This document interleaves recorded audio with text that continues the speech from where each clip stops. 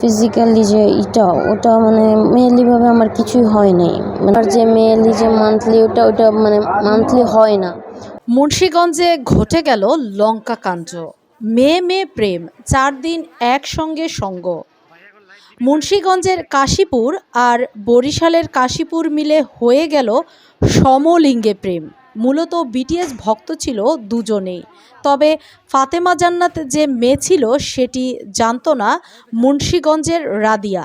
মুন্সিগঞ্জ পঞ্চসারের কাশীপুরের মিজিবাড়ির মেয়ে রাদিয়ার সাথে 1.5 বছর আগে ফেসবুকে প্রেমের সম্পর্ক গড়ে ওঠে বরিশাল জেলার কাউনিয়া থানার কাশীপুর গ্রামের মাইনুদ্দিন খানের মেয়ে ফাতেমা জান্নাত মূর্ছনার সাথে। আর যে মেইনলি যে মান্থলি ওটা মানে মান্থলি হয় না। তো আমি মানে এটার জন্য আমি ডাক্তারও দেখাইছিলাম। তো ডাক্তার বলছিল যে তখন হচ্ছিল ঠিক মতো হয় দেখে আমি ডাক্তার জিজ্ঞেস করার পর আমি বলছিলাম যে হ্যাঁ হয়।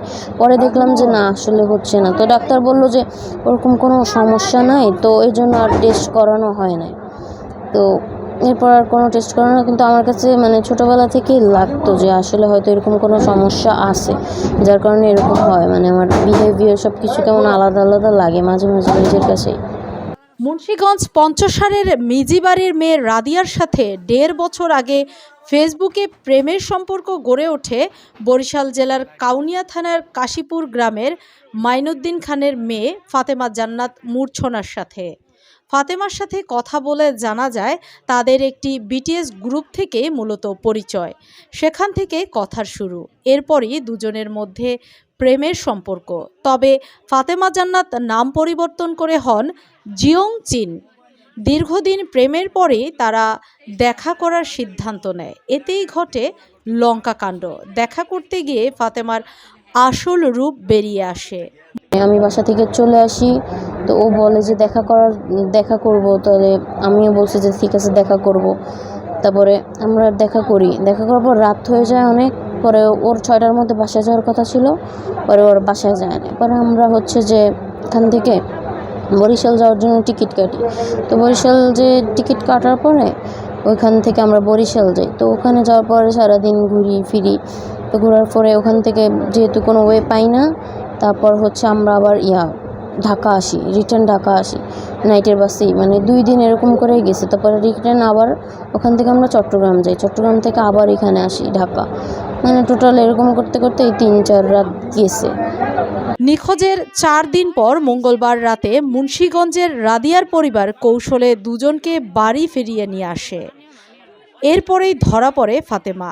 রাদিয়ার পরিবারের সদস্যরা জিয়ন চিনের পিঠে স্পর্শ করা মাত্রই অনুভব করতে পারে নারীদের অন্তর্বাস পরিধানের বিষয়টি। এরপরেই মূলত বেরিয়ে আসে থলের বিড়াল। মুহূর্তেই জিয়ন চিন থেকে ফাতেমা জান্নাত মূর্ছনা হয়ে ওঠে রাদিয়ার প্রেমিক। গল্প কি এখানেই শেষ? না, 7 দিন আগে ফাতেমাকে তার পরিবার তাদেরই এক আত্মীয়ের সাথে বিবাহ বন্ধনে আবদ্ধ করেন। বিয়ের বাসর রাতে ফাতেমা জানতে পারে তার ভিতরে নারীদের কোনো অনুভূতিই কাজ করে না, আর স্বামীর সাথে শারীরিক সম্পর্কের কোনো রকম অনুভূতি সে পায়নি। মানে ফ্যামিলি বলছে, তো ওই জন্য মানে আমি বিয়ের জন্য রাজি হয়েছি। তো বিয়েতে রাজি হওয়ার পর যে ফিজিক্যালি যে ওটা মানে এরকম কোনো ফিলিংস হয় নাই। মানে ধরতে গেলে মানে আমি বলছিলাম, এই জন্য আমি অনেক দিন টাইম চাইছিলাম, মানে ফ্যামিলির কাছে বলছিলাম যে আমাকে কিছুদিন সময় দাও, আমি এরপর বিয়ে করব, এখন করব না। ফাতেমা আরও জানায়, ছোট থেকেই তার হরমোনজনিত অনেক সমস্যা কাজ করছিল। বিষয়টি তার পরিবারকে জানালেও তারা গুরুত্ব দেয়নি। তো আমার মনে হতেছে যে হয়তো আমার ফিজিক্যালি কোনো প্রবলেম আছে, বিকজ আমার যে মেইনলি যে মান্থলি ওটা মানে মান্থলি হয় না। তো আমি মানে এটার জন্য আমি ডাক্তারও দেখাইছিলাম। তো ডাক্তার বলছিল যে তখন হচ্ছিল ঠিক মতো হয় দেখে আমি ডাক্তার জিজ্ঞেস করার পর আমি বলছিলাম যে হ্যাঁ হয়। পরে দেখলাম যে না আসলে হচ্ছে না। তো ডাক্তার বলল যে ওরকম কোনো সমস্যা নাই, তো এই জন্য আর টেস্ট করানো হয় নাই।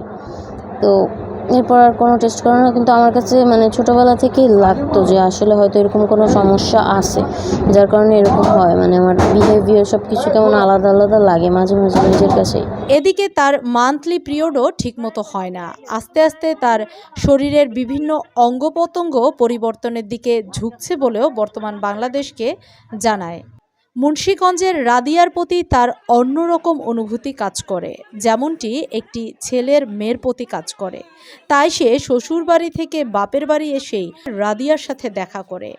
বরিশাল থেকে আসার পথে লঞ্চের ভিতরে নিজেই নিজের চুল কেচি দিয়ে কেটে ছেলেদের মতন করেন এবং বক্ষ ছাতিতে কস্টিপ পেঁচিয়ে সমান্তরাল করে সালোয়ার কামিজ থেকে শার্ট প্যান্ট পরিধান করে নিজের স্বপ্নের নারীর সাথে দেখা করেন। তবে 4 দিন একসাথে থেকেও রাদিয়া কোনোভাবেই বুঝতে পারেনি তার শখের প্রেমিক তারই মতো একজন সমগামী নারী ছিলেন। ঘটনার খবর পেয়ে বরিশাল থেকে জান্নাতের বাবা নানা এসে মেয়েকে বুঝিয়ে বাড়ি ফিরিয়ে নিয়ে যায়। ফাতেমার বাবা জানায়, মেয়ের নিখোঁজে বরিশাল থানায় লিখিত অভিযোগ দায়ের করেছিলেন তারা। ফাতেমার কাছ থেকে 5টি সিম কার্ড, 21টি ফেসবুক আইডি সহ ছেলেদের ব্যবহৃত বেশ কিছু জিনিসপত্র পাওয়া গেছে। সুপ্রিয় দর্শক, বাংলাদেশে ছড়িয়ে পড়েছে বিটিএস ভক্ত। প্রতারণার শিকার হচ্ছে অনেকেই। কোন জেলায় এমন ঘটনা ঘটেছে তা কমেন্ট বক্সে লিখতে ভুলবেন না। দেশে বিদেশের এমন সুপারো তথ্য পেতে আমাদের ফেসবুক পেজের ফলো বাটনটি চাপতে ভুলবেন না। নিউজটি ভালো লাগলে লাইক, কমেন্ট, শেয়ার করে পাশে থাকুন। ধন্যবাদ।